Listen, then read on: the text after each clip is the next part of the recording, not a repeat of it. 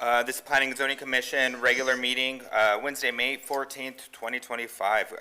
Go ahead and call this meeting to order. Roll call, please. Zamora. Here. Harmon. Here. Boutros. Here. Larson. Here. Whitbeck. We have a quorum. Moving on with the agenda. Any conflict of interest declarations from any of the commissioners? No. Seeing none, moving on. There are no special presentations, so that moves us to item 5 on our agenda, which is the consent calendar. Any motions here? Motion to approve. Commissioner Boutros, I made a motion to approve. Second.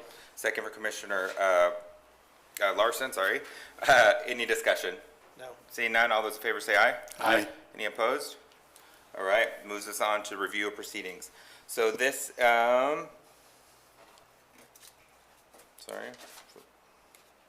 This is the regularly scheduled meeting for the Caldwell Planning and Zoning Commission. We serve both in a decision-making capacity and an advisory capacity to the mayor and city council.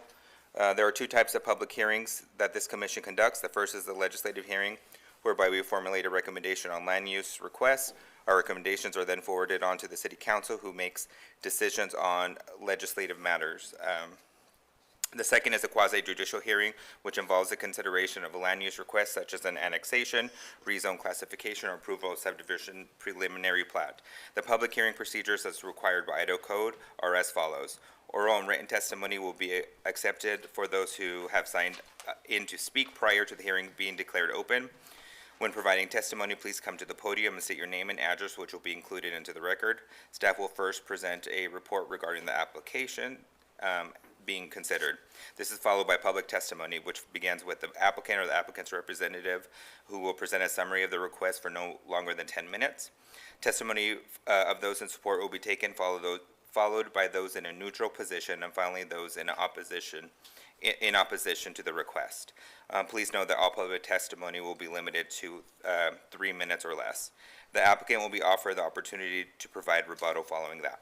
After the rebuttal testimony is given, the public testimony portion of the public hearing will be closed and no new oral or written testimony will be allowed. So with that, we'll move on. There's no old business, so that takes us to Section 8 of our agenda, which is new business. So I will declare this hearing open. This is case number ANN 25-2, PUD 25-2, SPP 25-3. With that, staff report, please. Thank you, Commissioners. Katie Wright, Associate Planner, 205 South 6th Street. Before you, Springhouse Towns, ANN 2502, PUD 2502, and SPP 2503. This application was submitted in February and is being reviewed under the code at the time of submittal. The project location is 8.7 acre parcel located west side of Midway Road, south of Homedale Road. The site has a small amount of frontage along Midway. The project site is currently surrounded by single-family residential to the north, south, and west, and there's an approved future residential development to the east. There are 5 developments within a 1-mile radius of the subject site that are either actively under construction or have been approved for entitlements.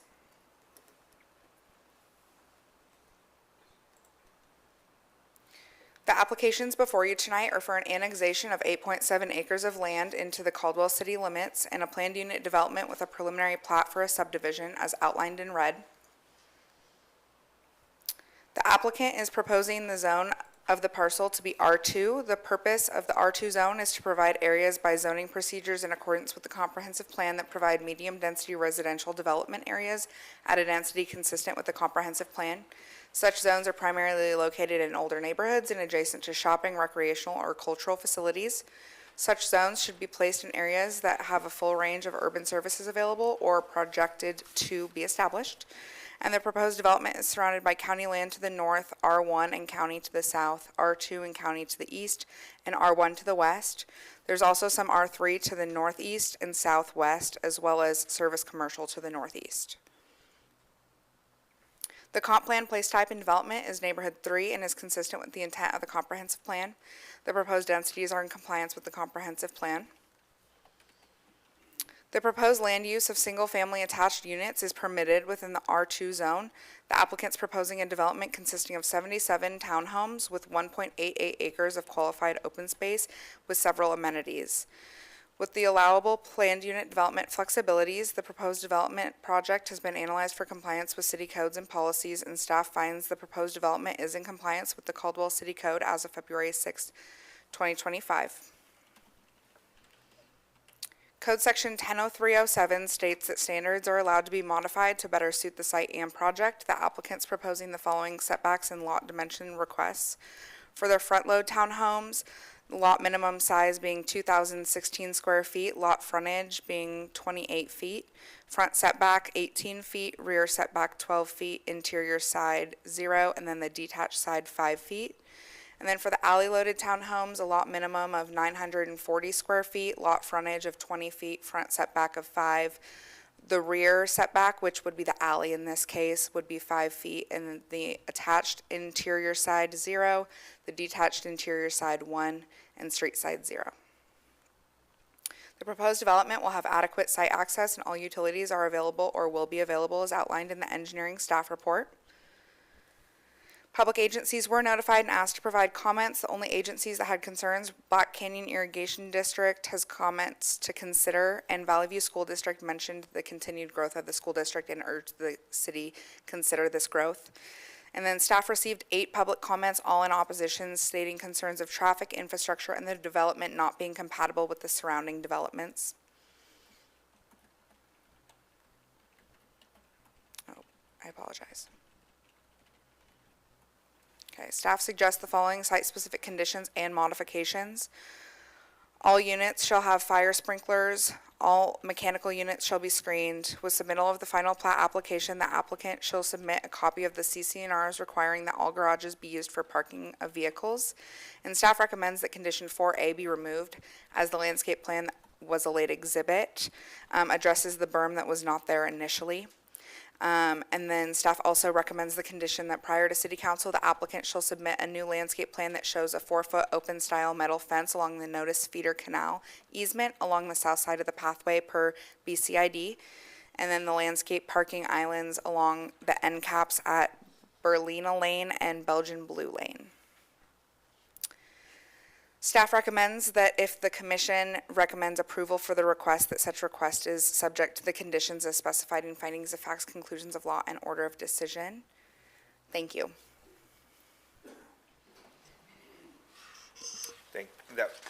All right, that was the staff report. And as we've done for the past while, we'll hold our questions till after the applicant can come on up, provide their presentation for no longer than 10 minutes, and then we'll open it up for commissioners to ask questions of both applicant and staff. Thank you, Mr. Chairman. For the record, Penelope Constantikis with Riley Planning Services, representing the applicant for Springhouse Towns. It's a planned unit development subdivision application. It's an infill development with 2 housing types in an area of Caldwell that has both very new and older existing residential development. The site is just south of Cleveland Boulevard, and residents will have easy and close access to many services and retail establishments, including the Walmart superstore less than a mile away. As reflected in the new Caldwell future land use map, higher density residential should be in close proximity to major transportation corridors and commercial and retail services. This is common to land use and transportation principles for orderly development. The site design is thoughtfully planned in spite of a very awkward geometry to its greatest advantage. The larger lot and residence section is placed next to the north property line, and the smaller lots and residences are placed in the center of the site. Using the location next to the Notice Canal as an attribute, the extensive pathway system that interconnects the enclaved community works very nicely. This Neighborhood 3 site is eligible to up to 20 units per acre, or somewhere in the vicinity of 120 residential units, taking into consideration the area needed for access and active open space, parking, and stormwater facilities. What is proposed is much more modest, with 77 dwellings on individually platted lots available for home ownership, with over 60% of the gross site dedicated to open space and over 20% active open space, which is double what is required by code. It is the awkward geometry that drives the smaller lots in order to fall comfortably within Caldwell's desired range of 4 to 20 units per acre. Based on the gross site of 9.30 acres, the proposed density is 8.28, falling towards the lower end of the density range and is consistent with the Caldwell current and pending comprehensive plan. At 8.56, the density is 9 units per acre. Standard walk-up apartments were an option and would have boosted density with taller buildings away from the north property line. Platted townhouses seemed a more compatible design that facilitated homeownership. Another benefit of smaller lots is the reduction in overall home cost. Today's families can less afford a traditional lot and home, and in many cases, it doesn't fit the demands of today's family life. By choosing a home with a small lot, this allows them the financial flexibility to support their children's athletic pursuits that come with a real price tag. Does the family want a mower and a yard, or do they want to have their son play baseball? Sometimes it comes down to that. In addition to the very generous amenity package with Springhouse Towns, to balance the smaller lots, the center area is designed with a muse concept. It's an English idea where front doors face each other across the landscaped pathway area. Homes on either side of the micro paths face each other with 15 feet of landscaping and 5 feet of front setback. This design fosters a community vibe. The front doors are connected to the guest parking via the micro path, and it creates a very pleasant environment. These are homes intended for the missing middle, the workmen and workwomen, entry and recently hired firemen and women, police officers, medical workers, school teachers, and bus drivers, just to name a few. Small platted lots make these homes more affordable, and the enclave nature of the site makes it a great place for families with children. With a narrow entry onto Midway and no other roads to connect to, traffic will all be local. Using the flexibility allowed with the planned unit development standards, this proposed townhouse community requests reduced frontage, setback, and lot areas to accommodate the city's desired density and navigate the awkward site geometry. Meeting the PUD criteria, the site is an area with more than 50% developed within 300 feet of the exterior boundary with municipal services available. Lot sizes are balanced with a high level of amenities. These amenities include the 4 required amenities: micro path, major path, connecting the residential area with double the active open space standard at 21.96%, and the Midway Road frontage berm. For the options that are provided for the additional amenities are as follows: outdoor gym with 5 different exercise stations, a half basketball court, children's play area with generously landscaped, including bench seating, and a convenient sidewalk location design.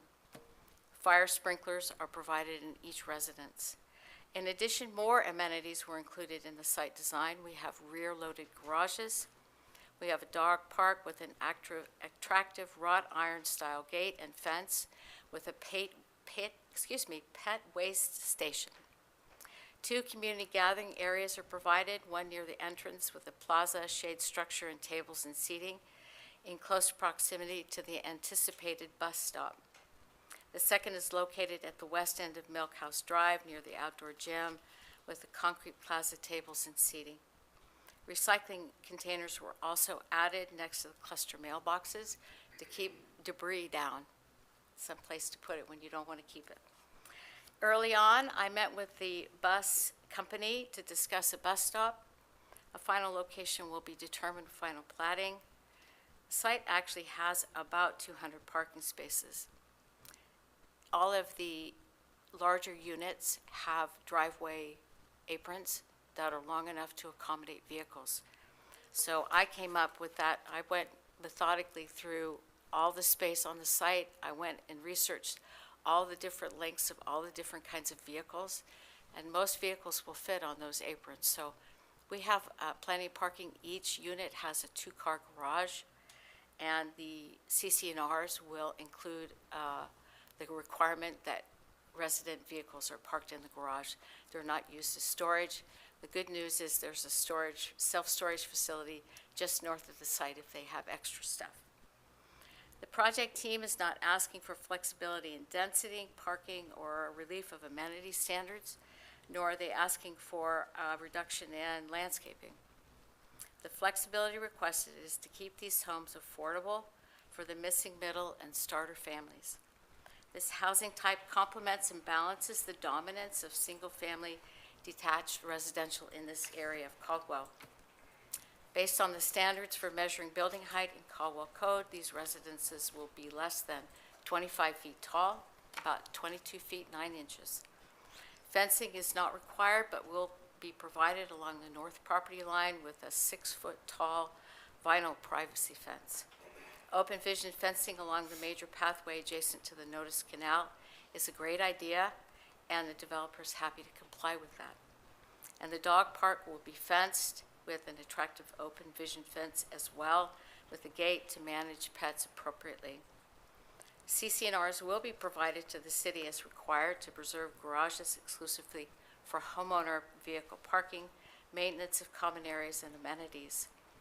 The ends of the guest parking area were not designated as parking spaces, but to avoid anyone parking in a non-designated space, again, the developer's happy to add those landscape buffers along both ends. Children are especially important in today's society. They're the future of Caldwell, and the Springhouse Towns is a great place for children and their families to live an active life.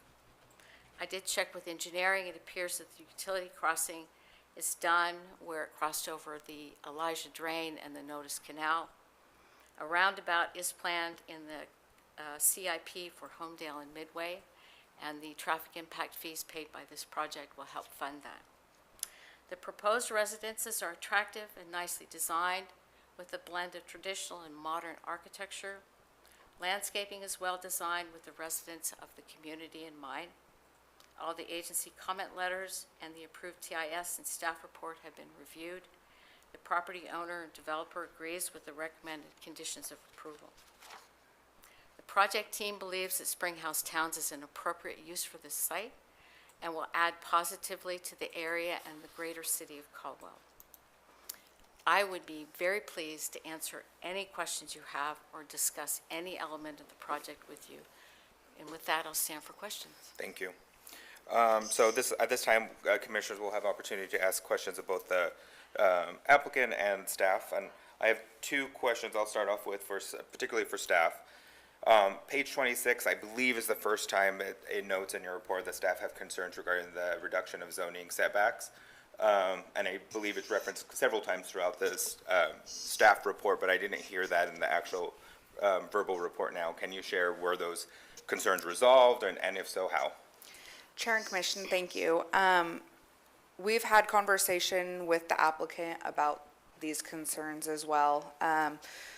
Our biggest concern with it is overall parking for the site, just if cars could fit in those envelopes on the alley loaded side of things, along with the reality of the sizes of the garages, if that will fit two cars, if people have more than 2 cars, just things like that to keep in mind. So I guess again, since it wasn't brought up in the actual staffing report tonight, so have those been resolved? Have your concerns been resolved? Chair and Commissioners, I would say yes and no. Staff does still have some concerns with the reality of the parking situations, but staff did feel more comfortable after talking with the applicant about the project. And then my second question is, in your report, you talked about there's 5 developments either beginning or in the process that have been approved in that general vicinity. The TIS report was done in June 2024 and accepted in September 2024. So I guess my question is, does the reality of June 2024 still reflect, is that, I guess ultimately, is this TIS still valid for today's situation? Yes, thank you, Mr. Chairman. I would say that it's still valid. Traffic continues to fluctuate, and it's hard to get a good sense, because there's been construction going on down on Homedale Road with some other road projects and utility projects down there, but I would say yes. Thank you. Commissioners? Mr. Chairman, I have a couple of comments, if I could, please. Real quickly, let's see, in regard to those two things? Yes. Go ahead. First of all, the size of the garages are all standard. So they're 20 feet deep and the standard width. They're a standard garage. They're not compact garages. They're standard sizes. And the idea was to balance the heavy emphasis on amenities against the smaller lots. So there's lots of things for people to do on the site, and we felt that that was a good trade-off. Thank you. No? Okay. All right, thank you. Thank you. So at this time, we will move into public testimony. I have no, let me double check, I have several pages here. No one signed up yeah, I don't know if we'll have time. So I have no one signed up in favor nor neutral. I have several people signed up in opposition. So we'll read down the list. I think it's George Bergen who signed up in opposition, does not want to speak. Is that still correct? Okay. But in opposition, same with Tamara Bergen in opposition. I do have Karen Kruger signed up to speak. Yes. Would you like to come on up, please?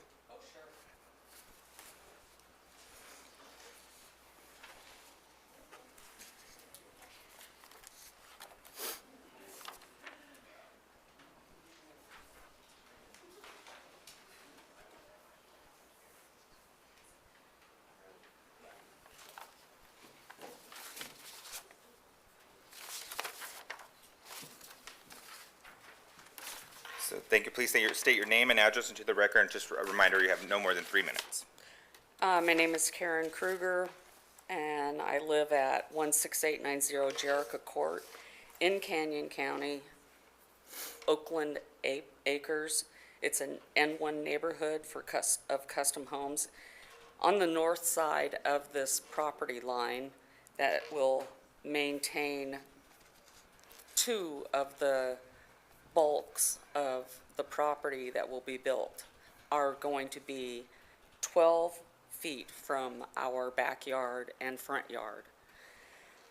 The project by Triple Dot Development for Springhouse Towns sub seeks to rezone the N3 from an irrigated pasture to an R2 residential medium to high density, which is how they can get the 77 units, because they're going up. This directly impacts our neighborhood and raises concerns about incompatible infrastructure where we are zoned for R1, not R2. In a 360-degree radius, they are all single detached homes in a low-density residential. Traffic and infrastructure, this area is not equipped to handle the projected increase in vehicles. The proposed 77 units of Springhouse Town sub by Triple Dot would add at minimum 154 cars on I thought it was an 8.56 acre. There's 1 acre that is reserved for the farmer that sold the property, and he's still there. The streets are already impacted by Jackson condominiums on Caldwell Boulevard, Corey Barton Homes development, and it's Brittany Heights. And they're also adding more homes in the back end of that development. Faith Landing Apartments, which is across on Caldwell Boulevard and Homedale, and then London Park is just east of us or south of us. And all of those homes are detached and single. To support this rapid growth in our neighborhoods, it should be a priority and essential to widen roads, construct roundabouts, and install additional 4-way stop signs or lights at the crossroads of Homedale, Midway, and Moss Roads. Appearance and neighborhood 3 compatibility. The mid-roof low point is 23 feet.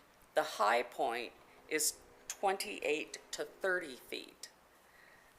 So to be correct, These tall, black sport chalet split roof townhomes are incompatible with the single up to two-story level detached homes that are in our R1 neighborhoods now. We would like a cohesive, Sorry, that was time. I'll give you the last 10 more seconds to finish up your last thoughts. really, that went fast. It does, it goes quick.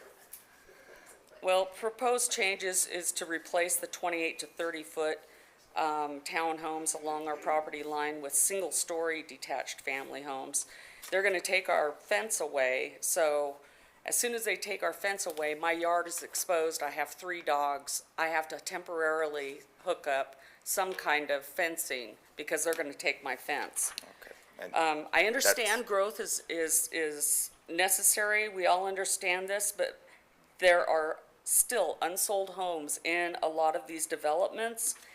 And this building should actually be next to a shopping mall or some kind of downtown area. Thank you, for Ms. the Kruger. younger people that would probably rent this stuff. thank you. Because they're not gonna be owning them, they're gonna be renting them. Thank you.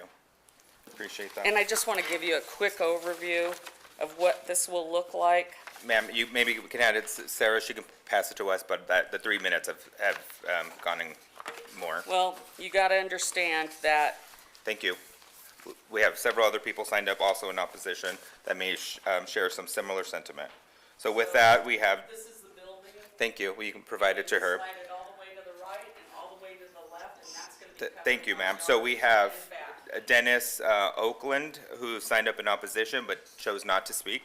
Connie Keys, who did sign up to speak. Come on up, please. All right, I have that PowerPoint when you get a minute, correct? I don't think that we will have that, I don't think we're gonna have the capacity. Is this it on the Yeah. screen? Yeah. Oh, okay. Yeah. My name is Connie Kais. I live at 16885 Jericho Court with my husband. We've lived here for 25 years. We live on almost a 2-acre parcel, and we have 515 linear feet of the north side of this planned development. I'm sorry, do I need a clicker? Let's go to the next. I'm going to rock and roll through this. One more. Per Riley Planning Services letter to you on February 4th, which is when they applied, it states that the townhomes will be on individual parcels for individual home ownership. These townhomes, what they fail to say, are attached units, making several of these buildings 200 feet long, all along the north side of my property. They want to put these 12 feet from my fence line, not even the 15-foot setback from Caldwell City Code. And I get I get 2 on my property line. Next slide, please. That's my picture of the thing. Go. And that's what I'll be looking at. Next slide. Riley Planning also stated in their very first neighborhood meeting, all units would be individually deeded. All would be purchased as a price point for individual or entry-level home ownership. The exact same development in Cougar Crossing for Caldwell has been purchased by a large LLC out of Anaheim, and all units are being rented out. So there's a distinct difference between the pride of ownership between renters and property owners. This basically will be a multifamily apartment complex. Next slide, please. Let's go fast through those. Gradual increases in height, neighborhood 3 is supposed to have. From single-story detached ground-level homes to a towering height, they're not conforming to Caldwell City Code. Per the original application cover letter, Riley Planning stated townhomes minimally exceed the 25-foot height standard. Now the amended application states the midroof is at 22 feet tall, and even though the plans show it's 27 to 28 feet. Next slide, please. Here's a 6-foot man with a 6-foot privacy fence they are promising us that is dwarfed by the 28-foot tall massive townhouse structure. At high noon, this massive 28-foot structure shades 48 feet from the fence line. My driveway that sits 15 feet from the property will never see sunshine in the wintertime. Next slide. You know that Midway Road is already overburdened and congested. The CAP plan, or your CIP from December of 2024, states improvements and widening on Midway between Flamingo and the Boulevard is scheduled, but not until 2036 or 2041. The roadway can't handle the increased traffic it currently has. To add this to that many homes would generate a significant increase in our already congested minor arterial roadway. It's a huge safety concern for all of us that travel on it daily. And last but not least, you know the Valley View schools are already at capacity. At the last planning and zoning meeting right here, you talked about the overcrowded Valley View School District. In less than a 2-mile radius, there are now over 10 developments that there's several students will be attending. This will overcrowd the Valley View schools. How about the preliminary plat? The setbacks per code are 15 feet.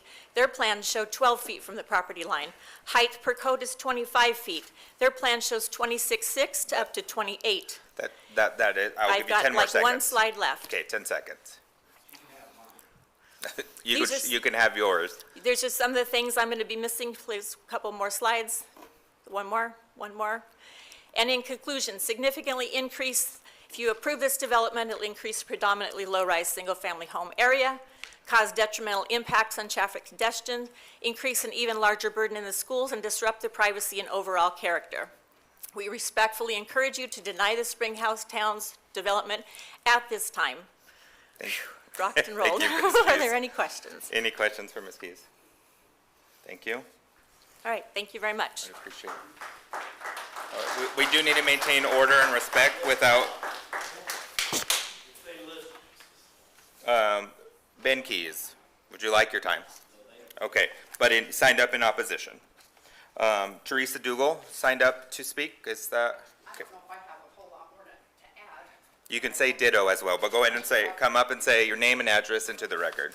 My name is Teresa Dougal. I live on 5207 East Homedale Road. I've lived there about 10 months now. On the corner of Midway and Homedale, we have already had 3 accidents there because of the traffic. That doesn't include the one that's just next to my house where they took out the fence line. The traffic there is absolutely unbelievable in the morning and the afternoon. The cars are going way too fast. There never seems to be a police in the area to check it out. Let me see, we've got the 107 homes that are coming in, which she already brought up, which is going to impact all of that. There's only one egress, and that goes on to Midway Road, which we've already proven is an extremely busy road. That's one of the 4 busiest roads that we have out there. When is the roundabout planned? They've talked about the roundabout. Do we have a plan for that? Is that where you said 2036 to 2041, somewhere along there? We have no roundabout planned. That is the road that the high school is on, which means that we have 1 million cars going down towards the high school. Teenagers, inexperienced drivers, and things like that that are on that road at all times during the morning and afternoon. It's just a bad area to be putting in more. Like I said, we've already got the 107. I know that in Caldwell they mentioned 3 or 5. Was that just in Caldwell when you guys said that there were 5 new things coming in? Because if you cross Midway, that's Nampa. Do you want to know how many we have going in over there? Yeah, there's about 10 right now within a 2-mile radius. And that's all I have to add, but I live on Homedale Road and I see this traffic every day. And it's not a good area to be putting more housing in. Thank you. Thanks, Ms. Dougal. Any questions? Thank you. Folks, please be respectful. I recognize the passion and I appreciate it, but we also need to make sure we maintain decorum. I have Marilyn Oakland, who signed up in opposition but not signed up to speak. Same with Christine Mead and Carl Mead, both in opposition but did not sign up to speak. Rick and Ardell Davenport in opposition but signed up not to speak. And I do have Angie Bassett signed up to speak. Please state your name and address into the record, and you have no more than 3 minutes, please. Thank you. My name is Angie Bassett. My address is 11998 Jerry Lee Lane. I live on the opposite side of Midway from where this development is proposed. I'm here to express my strong opposition to the proposed zoning change and ultimately to the planned housing development in our neighborhood. While I understand the need for affordable housing in our city, I believe that this project, Springhouse Townhomes, will have a detrimental impact on our community. If a zoning change is necessary, I request that this parcel be rezoned to R1. This would be consistent with the existing housing communities and surrounding area. The proposed zoning change and development is simply too large for our area. The increase in population density would put a strain on our already overburdened infrastructure, leading to increased traffic congestion, noise pollution, and strain on our public services. Additionally, the construction of this project would result in significant environmental damage, destroying natural habitats and putting wildlife at risk. This area is home to ducks, geese, blue herons, foxes, and several bird species. We keep hearing that the schools are overcrowded. Since this is workforce housing, there will be young families. Is there room in the schools for more children? What impact will this have on the classroom and our children that are currently in those classrooms? Taxpayers will be asked again to approve school funding because each new subdivision that goes in brings more children to our overcrowded schools. There is an ambulance district levy on the ballot right now. Can our public services handle more large developments? The taxpayers are the ones getting stuck with the bill to fund these overburdened services. Furthermore, the type of housing being proposed is simply not in keeping with the character of our neighborhood. It has always been the goal of the City of Caldwell to support enhanced housing standards that will improve the visual appearance of residential neighborhoods. This proposed development does not enhance the appearance of the surrounding neighborhood. This is an infill project, not part of a new neighborhood development. The design of the townhomes needs to match the existing neighborhood to better blend in and not look like it was an infill project. Make it look like it belongs in our area, not on the beaches in California or the mountains in Aspen. This development, known as workforce housing, would bring in a large number of low-income residents, which could lead to increased crime rates and other negative social effects. It would also drastically alter the aesthetic of our area, replacing the existing greenery and open spaces with several monolithic high-density housing complexes. Finally, I am deeply concerned about the impact this development would have on property values in the surrounding area. The influx of low-income residents could result in a decline in property values, making it difficult for current residents to sell their homes and move elsewhere. In fact, it has been estimated that the existing homes will lose $100,000 in property value because of this proposed development. This is lost tax revenue That's time. I'll give you about 10 more seconds. being taken away from our overcrowded schools and overburdened public services. All of this falls onto Idahoans. It is not our responsibility to pay for everyone that wants to move here. If they want to move here, then they can figure out where to live. Thank you, Ms. Bassett. Thank you. All right, so with that, we'll move on. So that was the last person signed up for public testimony. So I will invite the applicant come up for a rebuttal.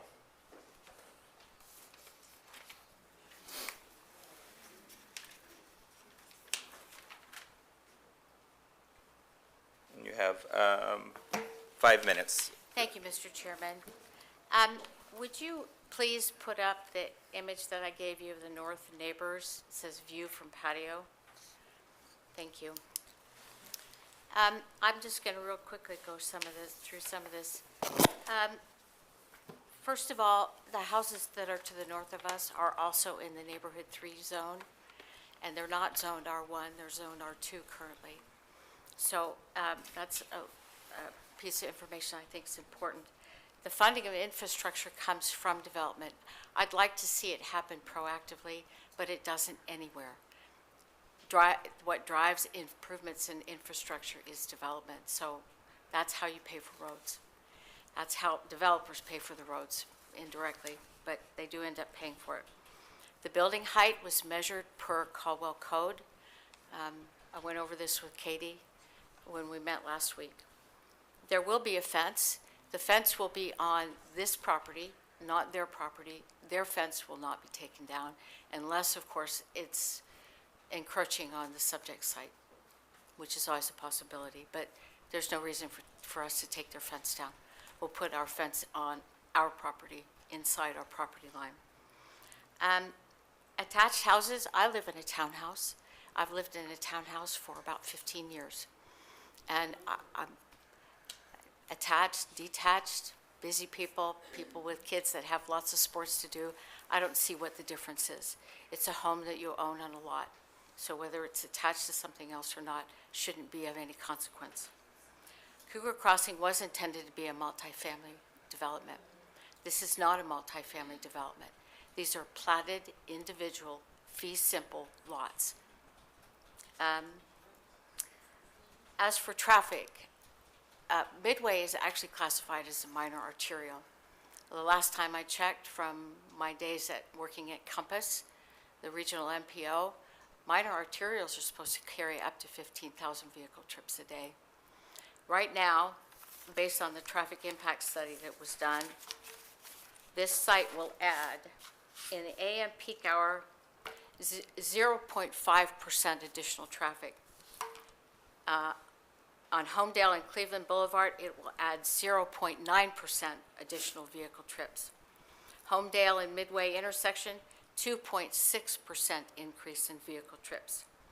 Moss Lane and Midway Road intersection, 1.2% increase in traffic. So the TIS says there's going to be 45 additional PM peak hour trips. Based on all the impact fee work that I do, it should be somewhere around 20 vehicle trips, but there's not a lot of difference between the two, really.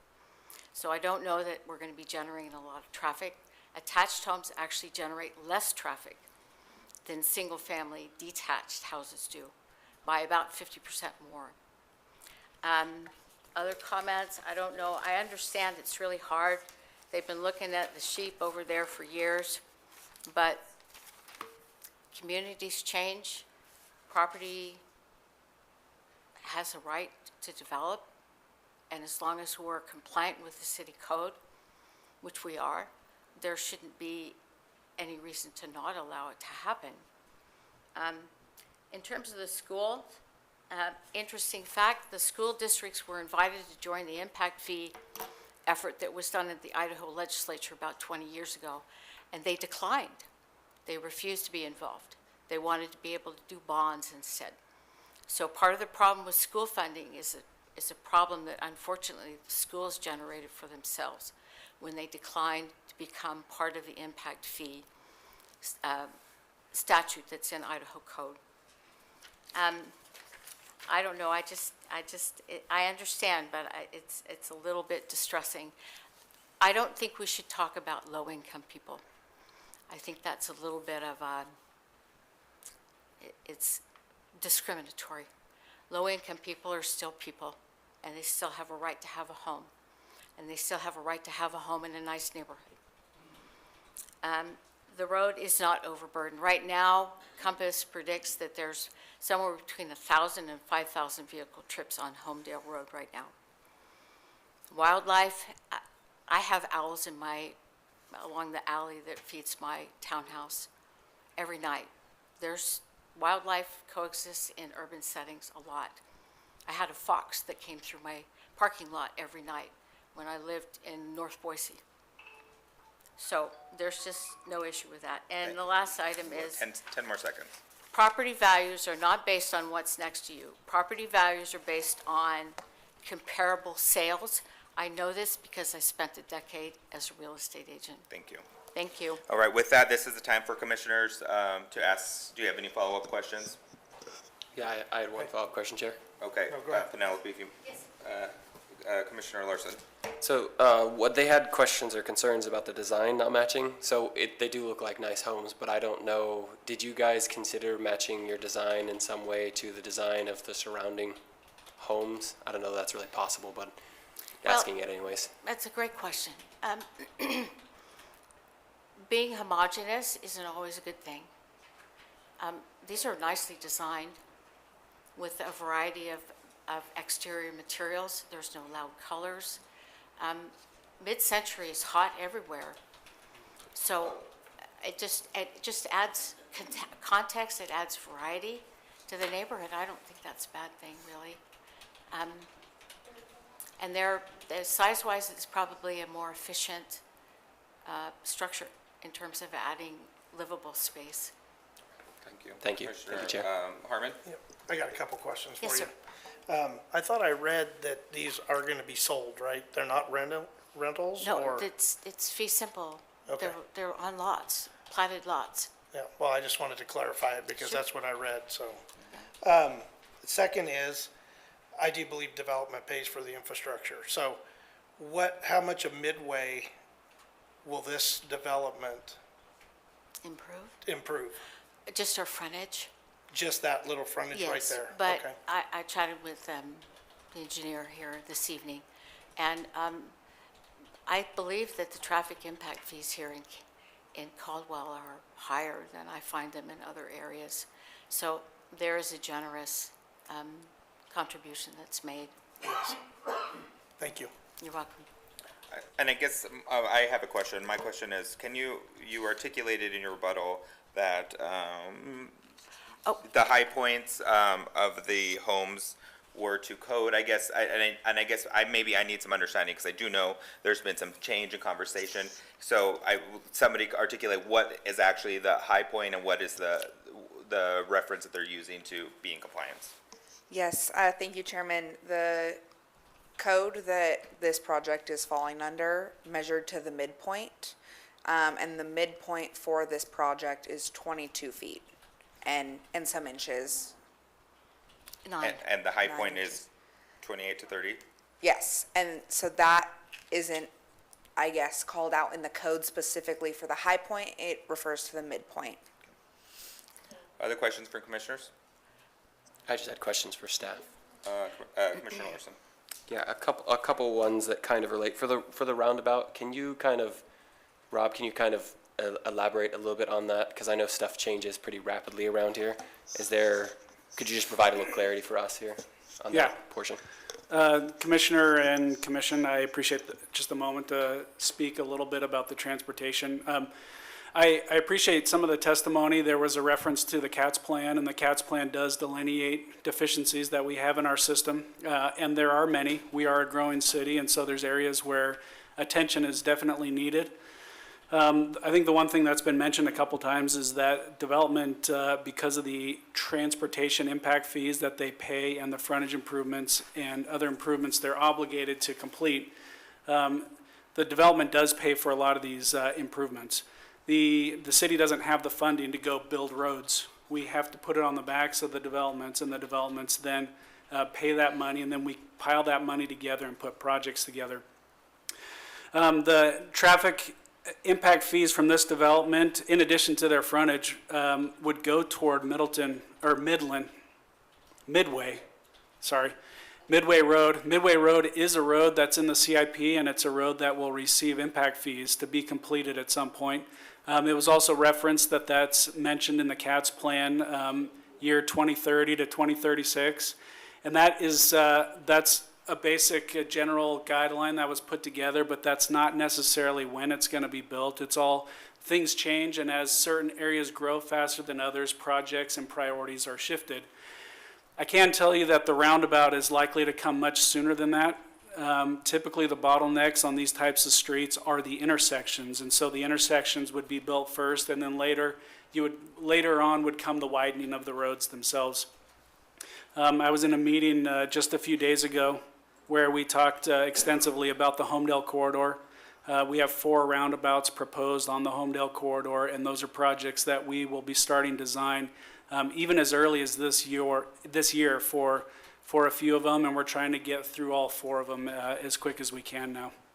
So I'm happy to answer any other questions that you might have. Thank you. Do you have a follow-up? Yeah, I had a second question, but it wasn't for Rob. Thanks, Rob. Do you have a follow-up to Rob? I do for Rob. Thanks, Chair. There was a letter from Nampa Highway District Number 1 that requests that if any utilities go under Midway, that the city of Caldwell annex the entire width of Midway right there. What is the consequence to the city of that? For example, does the city then also take over maintenance of that section, and who's paying for maintenance on Midway currently? Great questions. Commissioner Boutros. We work closely with all the highway districts, Highway District 4, Nampa Highway District 1. Just because utilities are going in, the city does not have the obligation to take over responsibility of the road. We have agreements with some of the highway districts, and so there's a timing of when that happens, and usually it's when most of the land adjacent to that section of road is annexed. And so we're getting to that point, and so it would be a natural cause for the city to take over that road. The way that that is funded is every year the city submits a roadways report, and any additional roadway that the city is receiving from a highway district, is computed and calculated, and that's all sent to the state, and then the allocation to the city increases, and it would decrease from the highway district, and that's how the city is funded to pay for those extra roads that the city is taking over from the highway district. Thank you. Thank you. Commissioner Larson. Thank you, Chair. I had one last question. I don't think staff has an answer, but I'm going to ask it anyways. Do we have a quality of life survey for building homes to say, hey, there's a certain density and it adds or subtracts quality of life? I know there's some general ones out in the wild, but I just wanted to double check that we as the city doesn't do any such a thing and there's no plans for us to add such a thing. Planning and zoning, Morgan Bisa. No, we don't have anything like that. I would say that, and this isn't a quality life survey, but that area was looked at very recently because in the new comprehensive plan, that area became Neighborhood 3, as some of the neighbors mentioned. And the intent behind Neighborhood 3 was to provide denser areas of development that could be either medium density or high density because of its close proximity to services and major corridors like Cleveland Boulevard and public transit.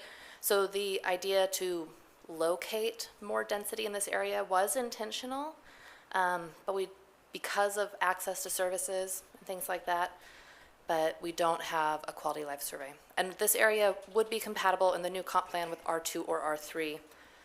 The applicant was applying for R2, medium density, but while they meet the new comp plan, they're coming in under the old code because they were submitted before we adopted the new codes. Okay, wanted to thank you. And then, clarify. yeah, just one follow-up to clarify, because maybe I used the wrong word.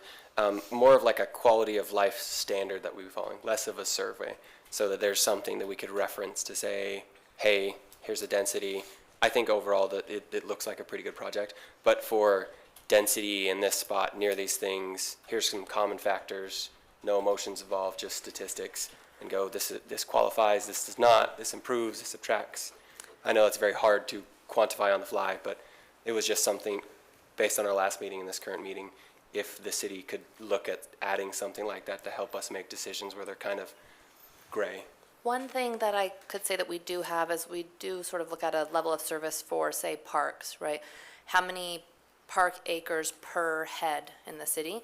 And so we do try to look at that and increase our acreage as we have more residents. So that sort of level of service for parks, maintains even as we have more residents. I think that's good. Thank you. Thank you, staff. Thank you, Chair. All right, any final questions from commissioners? All right, at this time, I would entertain a motion to close public testimony. So moved. Commissioner Larson made a motion. Second. Second for Commissioner Harmon. All those in favor say aye. Aye. Any opposed? All right, now it's time for the commission to deliberate. Commissioners? As always, I have notes, so if you want to go ahead. Commissioner Harmon?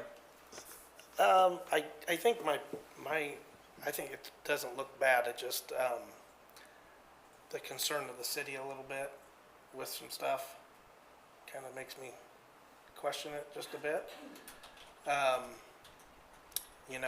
It's hard. We've heard a lot of stuff about what people can do and not do, but property owner rights is a real thing, and I mean, it's in the Constitution, so if somebody sells their property and wants to build on it, they should be able to do what they want to do, to be honest with you, if it meets the city's standards. And as a commission, if it meets the codes, we really have to push it through to city council. So, that's all I got. I'll jump in. I have a similar sentiment. I have 2 points that I really want to make, at least right now. One is similar to you, the concerns from staff in regards to parking. I still don't think I got a final answer that things were resolved in my questions earlier this evening. So that's my one concern. The other point I want to make, and I believe the applicant said, homogeneous is not always a good thing, and I agree to that to an extent. But I think for me, the more it's a compatibility. I think there needs to be, when we look at things and the conversations we've had as a commission, is there is a natural transition. And I think some of the commentary with the heights and the largeness of just the building in and of itself, my wondering and questioning is the compatibility to the neighborhood. So yes, it might be, the density may be appropriate, but we also had to look at, just the reality of these are bigger lots. I think there was some compelling testimony in regards to that. So those are kind of the two things that I'm sitting on right now when it comes to making a decision. Commissioner Boutros? Okay. So a little bit more detail on the Valley View School District letter. They expressed concern that they're going to be at capacity in 8 of 9 elementary schools by 2029, even with 2 new elementary schools currently in process. So they're going to have to come back with more proposals for new schools. Okay. As was noted, staff comments expressed concern about the proposed lot sizes in this application. So there are 77 lots, but there really are only about 10 rather large buildings, and they struck me looking much like the notorious barracks down on 10th Avenue and Ustick, those green sawtooth barracks. And I thought, well, they're not green, but it's going to have that same kind of skyline, and that's a problem. And I think everyone agrees that the barracks were a bad decision. Remarkably, lot area is proposed at only 940 square feet for rear-loaded lots. I don't think we've ever seen anything close to such a small lot size for anything. More extract from staff comments. Staff has some concerns regarding the extent of the reductions to the zoning setbacks and lot area minimums, since they differ significantly from the code minimums and leave very little space for additional parking or landscaping. So how is it that someone can take away so much and claim that they're compliant? It's because the rules for a planned unit development allow that kind of variance. Whether that is appropriate for this area is for us to decide. And I think that gets into the same compatibility issue that you had raised. It is really not compatible with the surrounding area. Yes, people have the right to develop, but not to the extent that they are that far off from compatibility with the surrounding area. Okay. So obviously the applicant is leveraging the PUD category to enact severe reductions in lot size for amenities that just did not look that good to me. They were minimal. It's a small playground, a gazebo, some outdoor gym equipment, a small dog park, and a half-court basketball court don't seem to me to be sufficient for the very small lot sizes that are proposed. And staff even calls attention to the PUD amenities to be evaluated for appropriateness. That's in the application. Okay.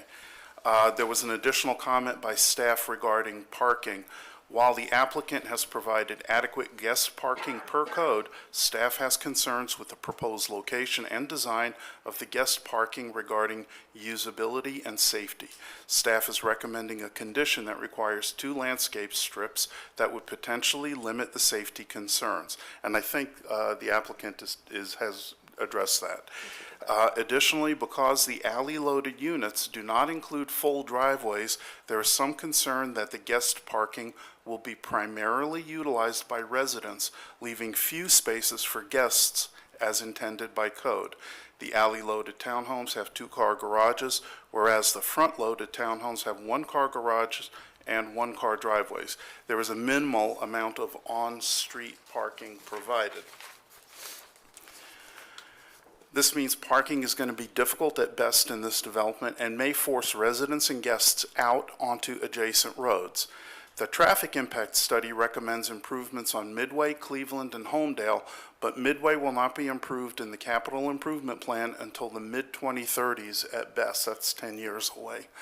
The TIS states Midway and Cleveland intersection will be at level of service F by 2027 during rush hour, and no improvement in the capital improvement plan for that intersection.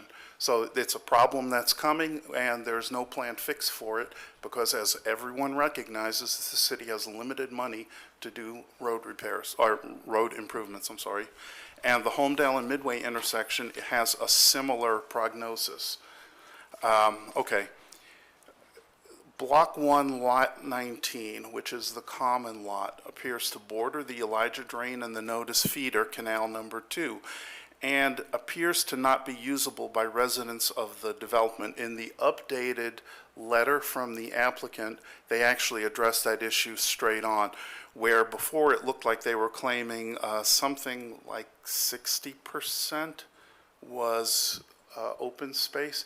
There, it's now more practical in that they've taken that out. And so, as noted in the update project narrative provided by email, 40% of the development is open, but is unusable as it abuts the drain and canal. So the open space in this is a lot smaller than it would appear when you consider the easement for the drain and the canal. The applicant letter justifies compatibility by asserting that individual ownership of these very small lots renders them compatible with the surrounding area. That's on page 3 of their narrative. That is not how compatibility is determined, and I was surprised to see that claim. I don't think this development is appropriate for Caldwell. It's clearly incompatible with the surrounding area, and the parking situation is very difficult. The amenities are minimal, don't justify granting the PUD reductions in lot size. Traffic congestion will get worse and will not be remediated until the mid-2030s. That's everything I have, and I'm prepared to do a motion to deny when you all are ready. Other commissioners have comments? Commissioner Larson? Yeah, no comments. Just the school thing that the applicant brought up that we can't control what the state does, so we're trying our best to help with it, but, yeah. And I will also add, I agree with Commissioner Boutros in regards to the amenities. I kind of listed it here from the presentation, referred back to it again. Because part of the PUD is that we're gaining a bunch of amenities to offset some of the exceptions that we're allowing. And I do think, half basketball court and some of these things are pretty nominal to that process. And so that is part of our charge as a commission to decide in making our recommendation if we believe that those amenities are sufficient enough to grant exceptions. And I agree with Commissioner Boutros in that I don't think that they're sufficient to the extent that it qualifies for the exceptions that are being proposed here. Commissioner Harmon? I just go back to city still kind of I feel is wavering on some of this stuff with the parking and stuff, and I think that needs to be taken care of before, or we get it back or whatever, but I don't know. If you're gonna move it forward, it needs to be with a condition to get the parking taken care of. That's my only big concern, to it, so. Okay, all right. I would entertain a motion at this time. So moved. Commissioner Boutros?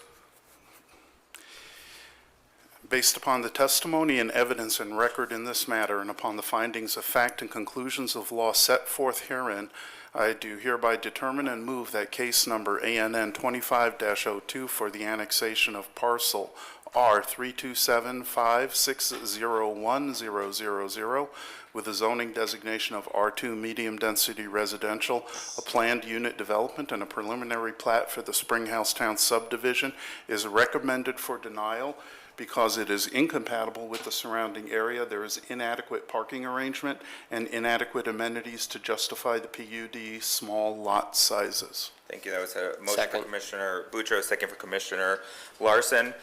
So I'll ask for roll call, but remember, an affirmative vote would be to deny. Boutros. Yes. Larson. Yes. Zamora. Yes. Harmon. Yes. And with that, the motion carries, and we'll close this public hearing and move on to our next item here on the agenda, which is case number ANN 24-14, CPM 24-5, SPP 24-5, SUP 24-22. There is a recommendation, a staff request rather, for continuation to June 11th for a P&Z hearing. So I would entertain a motion to continue if there's a will from So moved. All right, that was Commissioner Larson. Second. Second for Commissioner Harmon. All those in favor of continuing it to June 11th, 2025, say aye. Aye. Any opposed? None. And with that, I would entertain a motion to adjourn. So moved. As Commissioner Larson. Was there a second? Second. Second, Commissioner Boutros. All those in favor say aye. Aye. Any opposed?